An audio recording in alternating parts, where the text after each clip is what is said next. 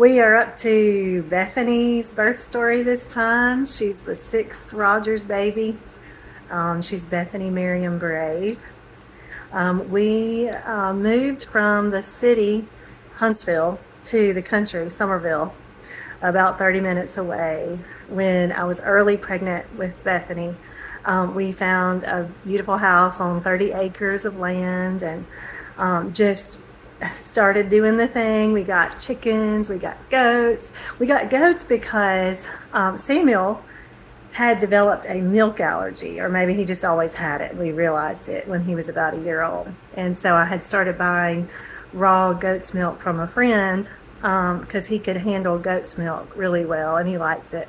And then she taught us how to milk goats so that we could get our own goats. And that was just so much fun because well, my daughter Allie and Allie really loved the farm. She was kind of the impetus for getting the 30 acres and the goats and the chickens to begin with. And but we bought goats that were pregnant but had never been milked before, and so they didn't know what they were doing and we didn't know what we were doing. And they gave birth in January. So suddenly it's freezing outside and we've got to figure this out. So Allie, if you're watching, you remember those days. I mean, she was amazing. I was 6 months pregnant, getting up under these goats and trying to milk them. It was a lot of fun in hindsight. I'm really, really glad we did it. Mainly for Samuel's sake, because he just drank every bit of goat's milk that we could get out of those goats. And I think it healed him of his dairy allergy. So I'm thankful for it. And then when he didn't need it anymore, we made goat's milk soap and sold that in the community. It was just a fun time. We just embraced all that homesteading was and did all the things. But I was seeing a midwife because I thought after natural childbirth, well, who needs a doctor? And really, I mean, since the beginning of time, women have been giving birth. Your body is designed for that. Your body can do that. And so I loved the idea of having a home birth with a midwife. At that time, it was illegal in Alabama. So, I mean, I went to Free the Midwives walks and signed petitions and all this stuff because I really wanted it to be legal. And now it is legal in Alabama, praise the Lord. But at that time, I was having to drive to Tennessee. It was about a 45-minute drive. It wasn't too bad. I loved my midwife and was excited about it. But at 30 weeks, I had a DVT, which I don't know if you're familiar with that. I wasn't. It's a blood clot that's like deep in the veins, and it's can be life-threatening. I couldn't stand. Like suddenly it came upon me, and I cried whenever I would try to stand because it was this huge blue and red clot in my leg that just I can't describe how painful it was. So I called my midwife and she said, you really need to go to the hospital. And I went to my doctor kind of sheepishly. She had delivered my first 5 babies. And she said, you do need to go to the emergency room. This is pretty serious. So I went to the emergency room. They sent me to the hospital, put me on blood thinners right away to try to dissipate the clot. And so I was in the hospital for about 4 or 5 days, and then with blood thinners on the IV. And then the nurse came to me and said, I think you're ready to go home. I think you're in the clear now, but you're going to have to take blood thinners twice a day, every day until this baby is born. And you're going to have to do it. You're going to have to give yourself a shot in your stomach twice a day. And I laughed in her face. I said, you don't understand. Like, I hate needles. There's no way that I can do that. And I really thought, this is impossible. I'm just going to need to stay in the hospital on an IV until this baby's born because I can't do it. Well, God is very, very good.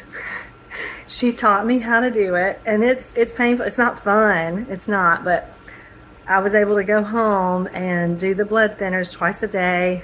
I'd really do it in my side. Since then, I've had to do it every day of every pregnancy for 9 months. So I've gotten pretty good at the needle thing. I just think God has this funny sense of humor. But I came home and did the blood thinners, and a few days later, I started having a lot of shortness of breath. And they had told me in the hospital, if you have that, come back. So I did. And they said, you've had a pulmonary embolism. So sometimes when the blood clot begins to move through your body, it will settle in your lungs or your brain, and it can be deadly. Fortunately for me, they put me on oxygen for the next few days in the hospital until I was breathing better. And we just prayed the whole time, God, just keep me and Bethany alive, please. And he did. He's so good. I had to take them every 12 hours. And so one of the biggest concerns was that I will have taken the blood thinner just a few hours before I go into labor and could bleed too much, because your blood gets thinner when you're on a blood thinner. And so, the scare was that I would bleed too much in labor. So my specific prayer was that I would go into labor 12 hours after I had taken the last blood thinner. And I knew that was a big ask. I mean, that's a lot of details for God to work out, but God can do that. So 10 days before her due date, I took my blood thinner at 5 a.m. I usually took them at 5 a.m. and 5 p.m. And at lunchtime, I went to the bathroom and passed this huge blood clot. So I went straight to my doctor, and she said, you're in labor, and we need to get this baby here quickly. So I went over to labor and delivery, and you have to sign in all this paperwork. I looked at the clock because you have to, what time are you signing in? I signed in at 5 p.m. And I just started crying right there, like, God, this is exactly 12 hours after the last blood thinner. I mean, he just worked out every detail. We went to labor and delivery. I had the most wonderful nurse because I really still wanted to have a natural birth. And she was amazing. Marcel, if you're watching this, I still love you. She was so supportive. I've never had, by the way, a nurse in the hospital that was not super, super supportive of natural childbirth. So Bethany was born at 9 p.m. naturally. Wonderful birth, quick birth, pretty easy. I mean, if birth can ever be easy, it was a pretty easy birth. And she was born beautiful. I mean, this dark-headed, olive complexion, sweet little baby girl came out. And the hospital did not rush me to try to I was able to hold her. They didn't even rush the bath. It was a wonderful experience with her, and I didn't bleed, and God was so, so good. It was just a perfect thing. Just a couple of days after Easter, it was on April 2nd. It was a beautiful day, springtime. A great time to have a baby. Her name is Bethany, for Bethany in the Bible, who, not Mary of Bethany, who sat at Jesus' feet. I love that story. Miriam, for Moses' sister, who praised the Lord after they crossed the Red Sea.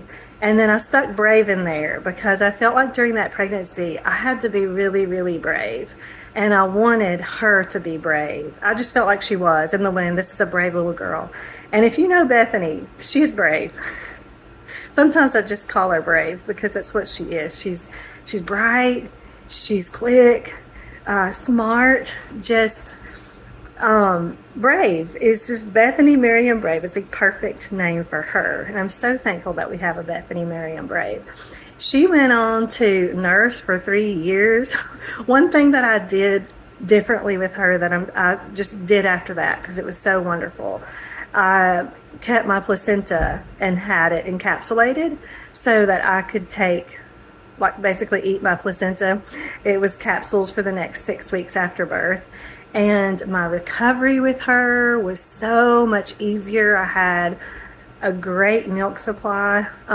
It gave me a lot of strength that maybe I had not had in previous recoveries. And so if you ever want to talk about that, we can talk about it. But I'm a big proponent of eating your placenta after birth. It really helped me with Bethany. But she's just strong, and I'm thankful for it. So tomorrow, I'll tell you about Silas Keith. Have a great day.